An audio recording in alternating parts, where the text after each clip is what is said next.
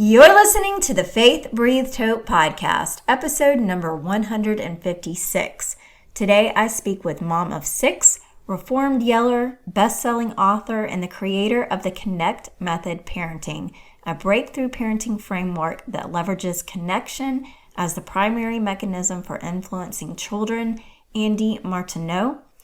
Andee's approach helps parents discover why their kids don't listen and shows them the step-by-step process of regaining influence and building relationships that will last a lifetime. With hands-on experience raising her own children ages 14 through 23 and over 10 years of experience in parenting coaching, Andee has helped over 10,000 parents learn the parenting methodology that gets their kids to want to listen. In today's episode, we discuss when you stop trying to fix the kids, they fix themselves.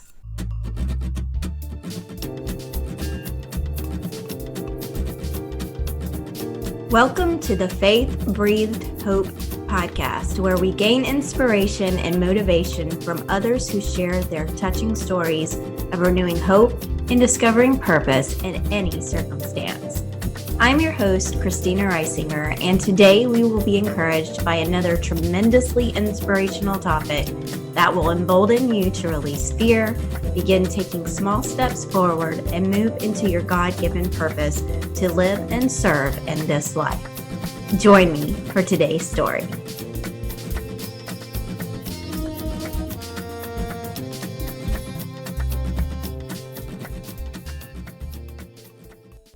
Hello, everyone, and welcome back to the Faith Breathed Hope show. I am Christina, your host, and I'm here today with Andee Martineau. And hey, Andee, how are you today? I'm doing so well. I'm excited to be here. Thanks for having me on. I am excited that you're here, and I'm really excited about our topic. But before we get started, I would love for you to share with the audience a little bit of something interesting that maybe not everybody in your circle knows. Oh, this is super fun. So what I was thinking about when you asked me this question, like to consider this question, is that a lot of people don't realize that during COVID, we moved. And so we moved across state lines and downsized to under 1,000 square feet. And we live up in the mountains now. And I absolutely love it and have really enjoyed just a simpler life to be able to focus on things that matter most. So that's something that a lot of people don't realize. I get a lot of questions like, where are you now? You're not in Arizona anymore. And I'm like, no, we made a big change. So one of the benefits of COVID for us was being able to work remote and moving. Yeah. That's good. It's good that something came out of that, right? Yeah, I know. Trying to find the silver lining, right? A lot of inconveniences, but that was one benefit for us. Yeah. Yeah.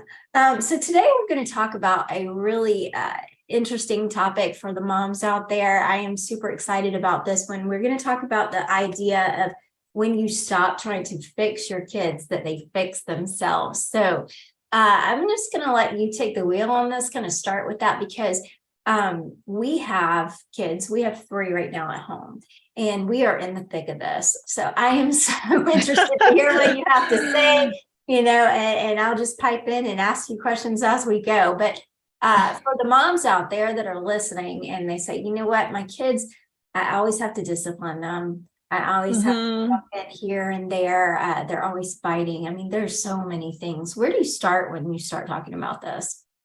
Yeah. And that's a great setup to be thinking about this idea. I can put myself there 100%. This idea of parenting is discipline, and discipline is the essence of parenting. And for a lot of years, that's exactly what I thought. I tried really hard to do all the things well, have really consistent consequences, come up with really beautiful incentives.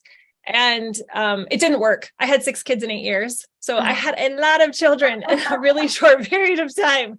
And so one of the blessings of that really was I couldn't fake it. They were very honest feedback for me and how things were working, or more often how things weren't working. And I had to really look hard and try to decide what is going to work, because me thinking I need to fix the kids all of the time, I need to fix their behavior, I need to fix their attitudes, I need to fix their fill in the blank, right? Their ability to practice the piano or whatever it was, right? It just didn't work. And it took me a long time to deconstruct it, but I really did start to believe and understand and find the science to back it up. And I'm going to bring in some examples I think that are in the Bible that show this, that where God does this for us too, where he really trusts us. But this belief of trusting that everything will work out, and I need to stay in my own lane. I need to control what I have control over. And even though I'd really like to be able to have control over what my kids are doing and the attitudes they're having, it just doesn't fit within my control, house. And so learning to release, let go of my end of the rope in that tug of war that I was so often, engaging with my kids, just changed everything for me. So that belief of there isn't, the focus doesn't need to be on fixing. It needs to be on something else. And that was the question, like, what else could it be? Because it feels like if I don't focus on that, everything is going to fall apart and it's going to be completely chaotic here. So that's how it started. I think you hit on something really big, that word control. It is something that I don't know if all mothers are like this, or if it's just people who have that type A personality, but they feel like they have to be able to systemize things and control everything. And, if it doesn't look exactly like you set out for it to look like in the beginning, then it must be wrong. And it's very, very difficult. I think maybe in all the stages right now, we're heading into the preteen stage with my oldest.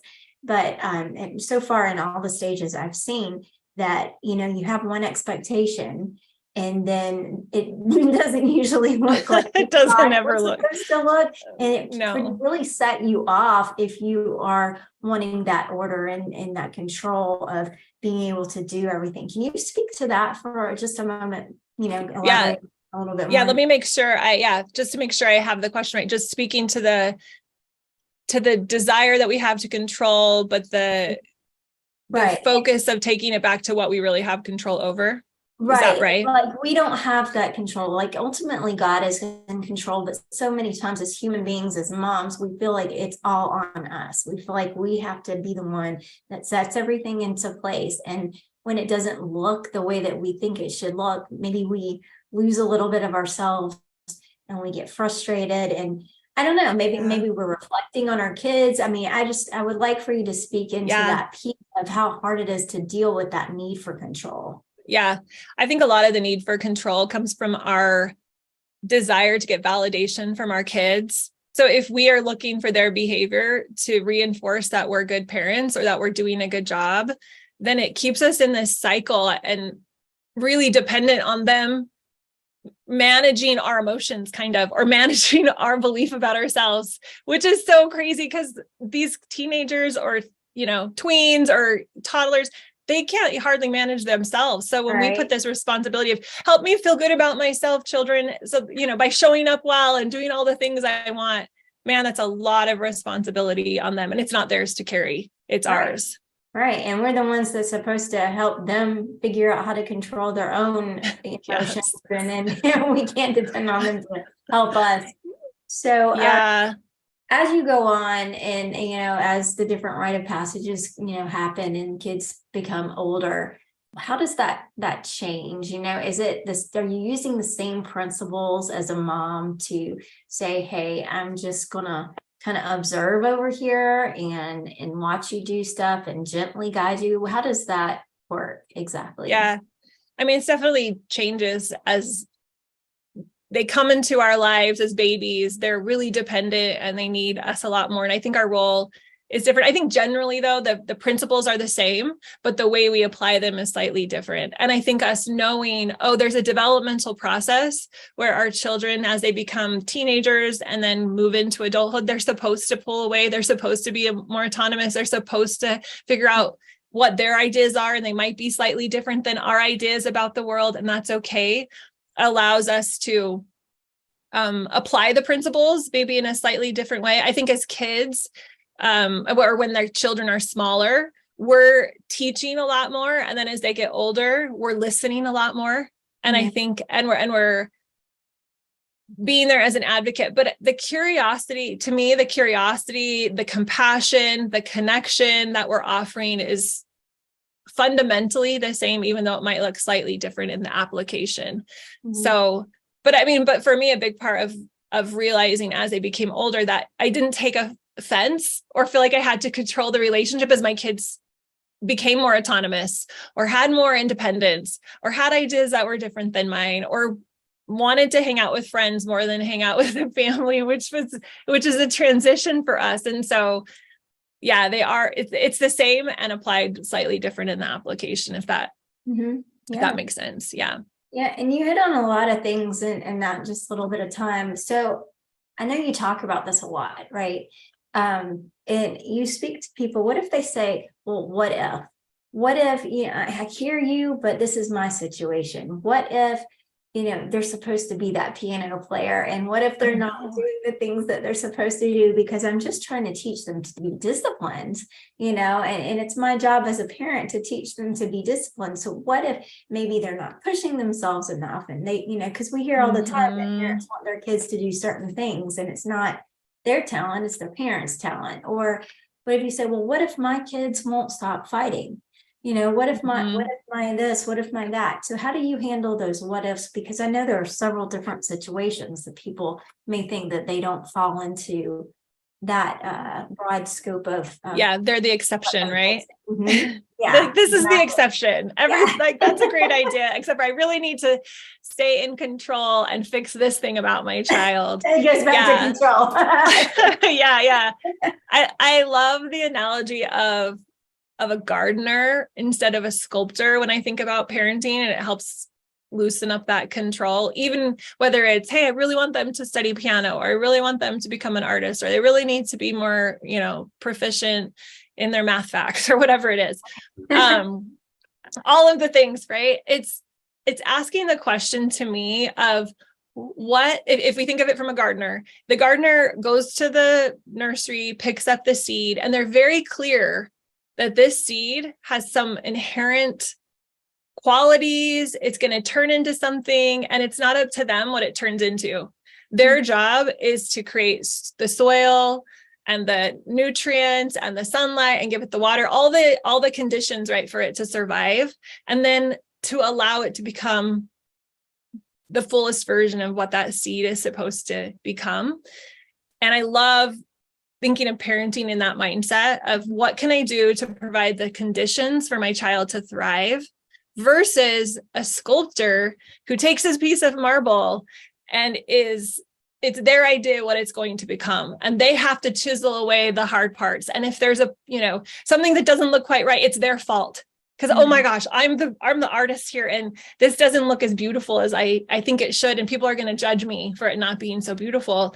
But nobody's going to judge the tomato plant, even if it's in the really awkward yellow spiky flower phase where you're thinking, there's no way that's turning into a tomato, unless you've seen the whole process. It looks like things have gone wrong, but you don't judge it because you just are like, well, this is the way this plant matures. And I just need to let it have its timing. And my job is to just make sure it's set up for success, versus it's my job to make it look beautiful. And so I think as a parent, when our kids are pushing back on piano, and I had one, some of my kids are amazing pianists. They actually performed with orchestras and like amazing solo performance. And then I had one that was just like having none of it. He did not like it. He wasn't wanting to do it. He wasn't interested in it. He would cry. And I was willing to sit with him and have him have, the best teacher that was teaching my older kids, and they were thriving. He was not thriving. He was wilting. And eventually I just had to be honest with myself and realize I am so controlling this situation. I want him to be like his older brothers instead of him. He likes balls and he wants to go play outside and he wants something different. And what's really fascinating, so he's going to turn, his birthday's on Friday, actually. He's going to turn 18 on Friday. Oh, wow. And he didn't touch the piano. I think he stopped touching the piano when he was about 8. He just wouldn't even touch it anymore. And just this year, and he's sitting down and choosing to play. And he's not going to have, master Mozart. That's not his goal. And I don't care, but he's enjoying piano again. And we are all just, my husband and I just keep looking at each other and saying, can you believe what is happening? This is so crazy. And I think it's helping remind me of this principle that we're talking about today of let go of the reins, give them the environment where they can thrive. He's an amazing runner. He loves cross country. That's his thing. And just let him be him and support him in what's important to him and let go of your agenda. How arrogant of me to think I know what's best for him. Like I know what's best as far as providing a good environment and offering him different things to taste. And as a parent, you kind of have to read your kids to map them and know, okay, is this him just needing a little nudge, or is it time to back off? But understanding ultimately drop the rope. And I love how you said, let God be in charge, trust your mother's intuition, and remember that discipline isn't the essence of parenting, that providing the environment for them to thrive and grow, that's the essence of parenting. And so when we go back to there and to that as our focus, like I can control what I offer. I can control how I show up. I can control what I make it mean when he does things. I can, like, all of it goes back to the parent. Like it starts with us, not them, to be able to create that. And really where the control goes, like the locus of control is in me. I'm not going to put that burden on my kids, Right. So. Well, I love the way that you talk about the imagery of the garden and, planting the seed. And what if we plant it in the soil or in an environment that it should not be planted in? It's not going to obviously have the nutrients that it needs to thrive and grow and be the best that it could be, like you said. Now, I'll give you an example for us. I homeschool, and my oldest, I told you he's getting ready to be a preteen, but he is so smart, but he does not like math. Well, we can't just say, okay, you don't have to do math. Yeah. There's some responsibilities, right? You have, I will try to fix that for you.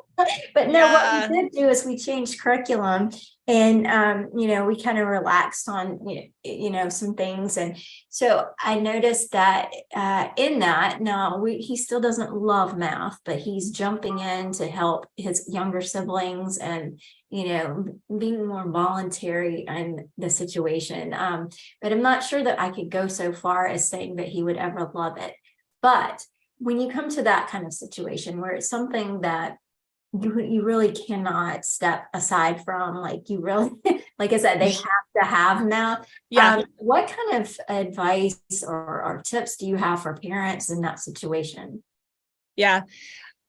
This is such a good question, because unlike piano, right? You can't just say, fine, you don't have to touch piano. You have to do math. To at least a certain level, right? And it's okay if he doesn't love it, but he has to do it. But I would say the foundation of getting our kids to want to listen to us always comes back to the relationship and the respect we have for each other, them for us and us for them. And so going back to that as, okay, if he's not listening, if he's really pushing back, but this is something I really need to hold that line, this is something that's going to happen. How do I strengthen the relationship? And we problem solve the relationship and strengthen the relationship and trying to have more impact and influence and trust and helping them know I'm here not to just get you to do math, right? I'm here for you. I'm on your team. And there was this man I was talking to, he was illustrating this point so beautifully. He said they lived on a little farm, and his, I think 8 or 10-year-old son just one day just decided he didn't want to help with all the chores. And there's a lot of chores if you live on it was a hobby farm, so it wasn't a full farm, but he needed him to help. And we were talking through it, and his brain wanted to go to, crack down and make it really firm and rigid. And you have to do this. And if not, you lose these privileges. And he got really curious, which is one of the things I think is a superpower if we lean into as parents, is getting curious instead of critical of ourselves or our kids. And he just said, what's happening? And with the foundational belief of, okay, the relationship is this foundation. Everything else is built on this relationship of trust. And it's not that they have to like everything. When I say relationship, some people think, I mean, your kids, you have to be their best friend and you give them everything you want. I'm not saying that. I'm just saying this trust, right? This trust and this investment we have into our children. And so he realized, I have been super busy. He had this little hobby farm, but he also was a professor. Like, I've been so busy with and distracted. So he had previously had a really beautiful cadence with his son to read at night. And so he said, I'm going to read, then that had dwindled. So he said, I'm going to start reading at night, because that was a point of connection for them that he knew his son would really love. And he said it took about 6 or 8 weeks. And then his son, without him changing necessarily how he was asking him to do the chores, his son started re-engaging with the chores. And as we were discussing it, it came out that the reality is our kids have to choose us to be their leader, or choose us to be the person they want to listen to, or to trust, even saying, hey, I know you don't like math, but this is really important for your development. And we want them to trust that we have a broader perspective and picture, and their best, in mind. You want what's best for them. And that's what we really are fighting for. And not that we just want to control them, or we want to, make them perform in a certain way so we feel good, And so I think if you're having a problem and it's a non-negotiable item, ask yourself, what part am I playing in having this become a tug of war? Because there's always two people on the rope, right. And so, like, where am I holding tight to that? And where am I maybe needing to be right, or trying to, overtly control them, and not investing in the relationship and being short? We inspect ourselves, but then also say, what's maybe going on for my son? Why is this so hard for him? And maybe there's a learning disability, or just a disinterest, or, who knows? And really trying to understand both, and then say, how can I strengthen the relationship so I have more impact and influence? Because this is a really important thing that I want to have impact and influence over. Influence. Yeah. And you mentioned a couple of things in there that I want to address. Number one, you said that in that story, it took 6 to 8 weeks with the farmer. Yeah. And I think that is something that's so important for us as parents to remember, is that we must have patience. It can be so difficult if you need or want or think you need things to change right now. Yes. Or if you're around people and you're worried, sometimes parents worry about what other people think about their parenting when, their kids aren't doing what they want them to do. But if you take that time and invest that time, then, and are patient about it, then it would change, and you can see the changes. And I'll tell you, I feel like we started homeschooling 3 years ago. Like, when COVID came, we just never went back. A lot of people did this. And so I'm not going to lie, there were a lot of tears. And so math was one of them. And then, one of the things that we worked really hard on was this intense writing program. And some kids have different personalities than others. We have some kids that are just kind of go with the flow, and we have other kids that are going to put their foot down and let you know that this is not their thing, and yes, they don't really care what you have to say. And I have several, I have all of them. And so with this particular child, we would work on the writing.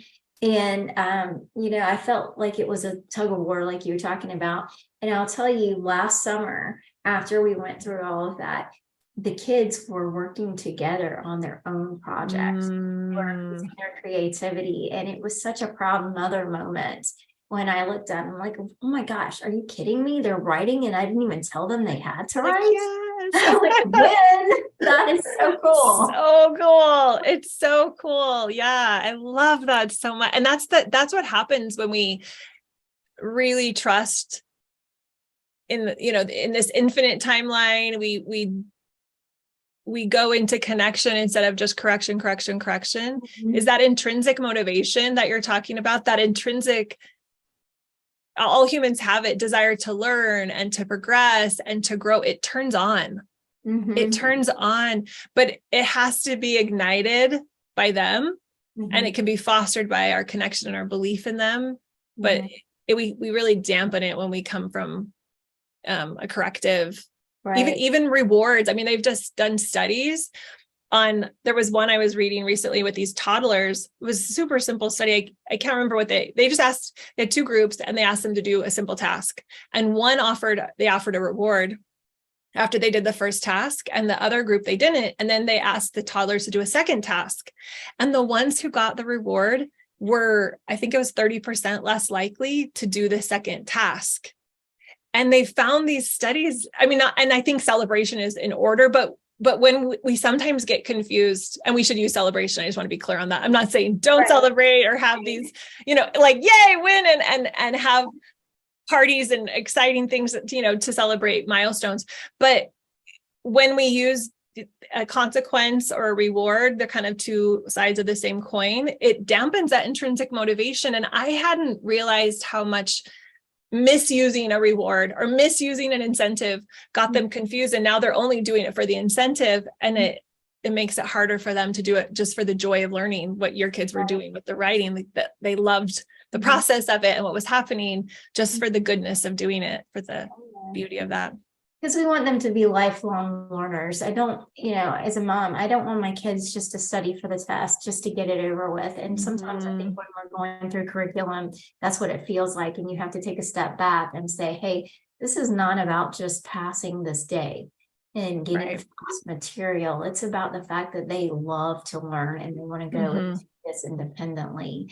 And, I found at my home that it depends on what you call it.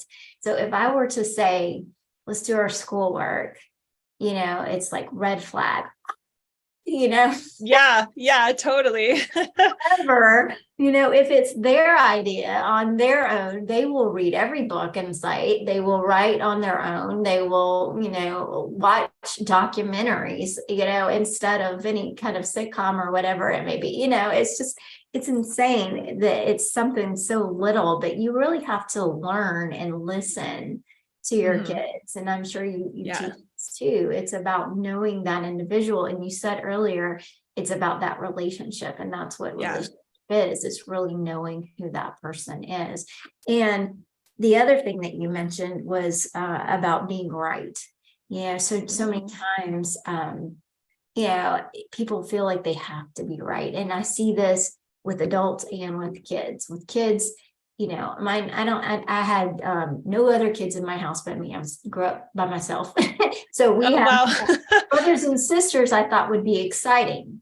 They'll have friends forever, for a lifetime. When they become adults, they can call on each other and they'll never be alone and that kind of thing.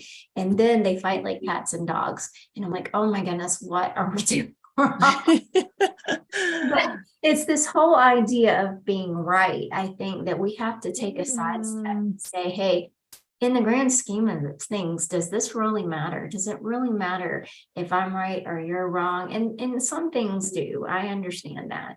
But there are other things that we have to decide, what things that are important, because everything's not important. I think what is that saying? It said, if everything's a priority, nothing's a priority. Is that what it is? Everything's important, nothing's important.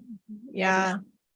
So when you talk to moms and dads, I guess, and tell them about how to take a step to the side to learn and have a relationship with their children, to plant the seeds so that their kids can thrive.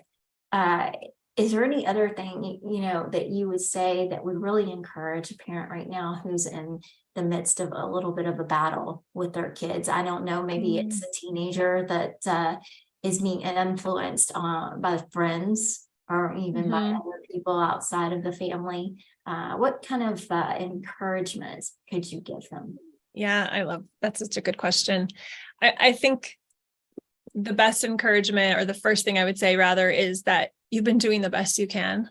I think sometimes we're so hard on ourselves about where we've messed up and where we didn't take, where we did stay in the struggle of right and wrong, or my way or the highway. And I love calming the nervous system down, just offering that to people. Like, what if there was a reason that made sense to your nervous system why you did that? And if that was the case, what could we learn from that so that you don't keep doing it, but you don't have to beat yourself up over it? I haven't talked to any moms or dads who have any ill intent or malice. They want to be amazing parents. Nobody comes into parenting wanting to be anything but an amazing parent and have fun and teach them to go grow and thrive and launch out into the world to be amazing, incredible humans. And that's what they want. And so anytime we deviate from showing up the way we want to, there's just something to pause and understand in ourselves so that we don't keep repeating it. I think one of the hardest lessons for me, at least, was learning to be gentle and compassionate towards myself when I made mistakes. I think it's Nelson Mandela, I think that's the right person I'm quoting, that said something to the effect of, I never fail, I only learn and grow. I think it's something about that. I'm probably misquoting him slightly, but this perspective of what if failure isn't part of my vocabulary? It's not that I don't mess up, and it's not that I don't make mistakes, but it's not a failure unless I don't learn from it, unless I don't grow from it. And so when we can look inward and really inspect ourselves, maybe confront ourselves on some of the things that have gone askew, but not beat ourselves up over it, then our nervous system calms down. We have more clarity and ownership. We're not going to blame the kids or get frustrated with the kids so easily. And that, to me, is one of the first steps of repairing a relationship or getting perspective on something that has become a battle that you don't want it to be there anymore, is to soften yourself. And then they tend to soften a little bit too. Yeah. If you're yelling, I assume that, they're going to yell back or cringe or something like that. Yeah. So you can stop yelling, then it's better communication. They learn to soften their response as well. And it sounds like you're talking about, taking care of yourself as a parent, even to have less stress, and you can take care of the things with the kids.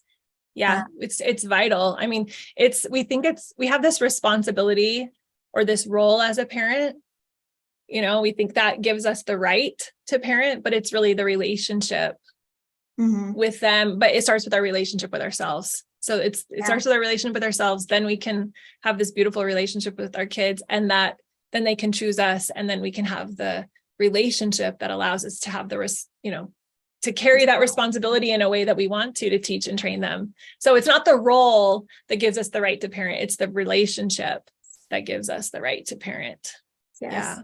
And I looked up it isn't Nelson Mandela, just for everybody who wants to know. I was making sure. I never lose. I either win or learn. Learn. Okay, there it is. Yeah. And I like that. When we kind of, I try anyways to help my kids celebrate their failures, meaning that we look at the failures as an opportunity to get better. So for instance, when, my kids would build Legos and they had this great, a great structure that they built with their Legos, and they were so excited about it. And then their sister or, somebody would come and knock it over, the dog or whatever.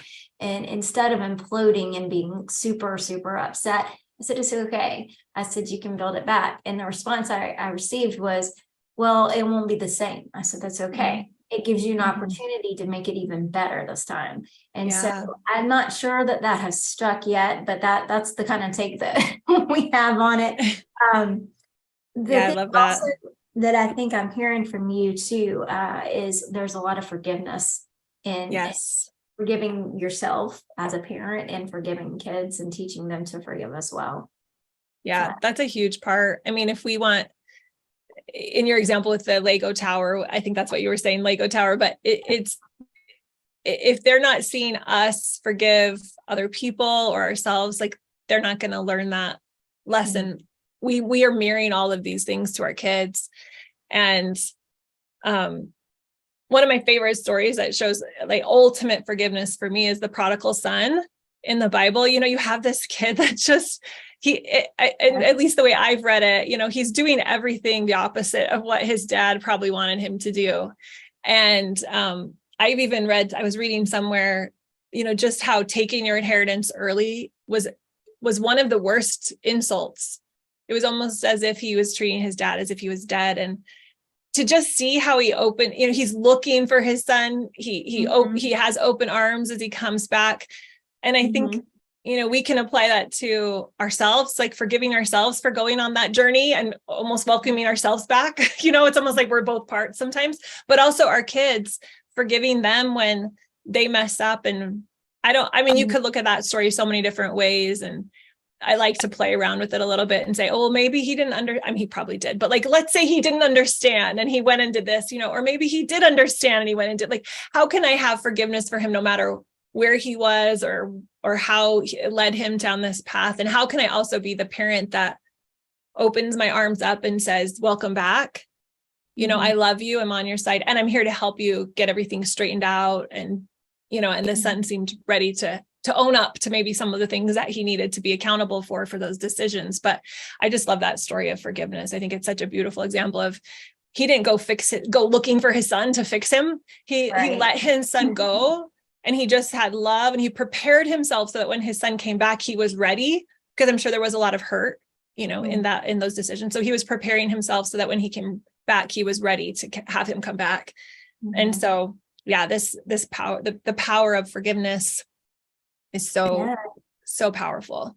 That's such a great story in the Bible, because we see, that's a reflection of how God treats us. We come back to him. He's got open arms waiting on us and turn back and seek his face. And, this idea of, hey, I've really messed up and I've gone and done all these things that, are worldly, things that I shouldn't have done, things that didn't give me any gain. And then I realized the only place I have to go back is home. And then he goes back and he says, well, I'll be a servant. Maybe that would be better than where I'm at now. And his dad was like, you're coming back full and we're going to get you everything. We're going to get the best animal. I think it was a calf. And, we're going to celebrate because, hey, I'm excited. And I think that's such an awesome reflection of the way God is with us when we, turn from him. And when we sin and we look to other places, but the moment that we turn our face back to him, he says, welcome home. And you get everything that I offered you, because I created you and I love you. And that's such a great example. And it's a great example as parents to aim for, in treating their own children. Of course, we pray that we don't have to do that because we don't want them to stray in the first place. Right.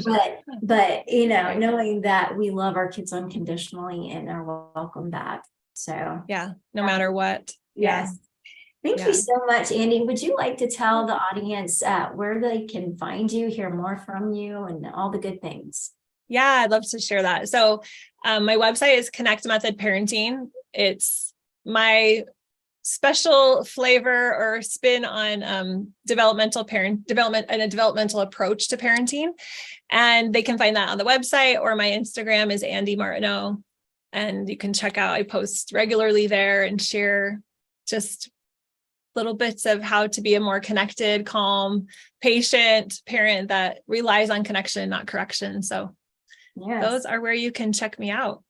So if you are in the thick of parenting, or someone who is, try to reach out to Andee, learn more how you can have grace in your parenting and have wonderful relationships with your children. Thank you so much, Andee. And thank you. That you guys continue to be blessed and bless others, and we'll see you next time. So now getting a subscription box is all the rage. I don't know anyone who doesn't love to receive fun mail. With so many out there, it can be so difficult to know which ones to choose. Maybe think about Artza. Artza is a company that has a subscription box that takes you on a journey through the Holy Land. Each quarter, they feature a different city in Israel and tell its story, past and present, while they source amazing items that you cannot find anywhere else from 7 to 8 local artisans. It's a mix of food, gifts, and amazing content that delivers the Holy Land to your doorstep, all while supporting the small businesses and people who call the Holy Land home. Grab the code in the comments to get 25% off of your Artza box. It's Artza Christina Reisinger, ArtZakristina Reising.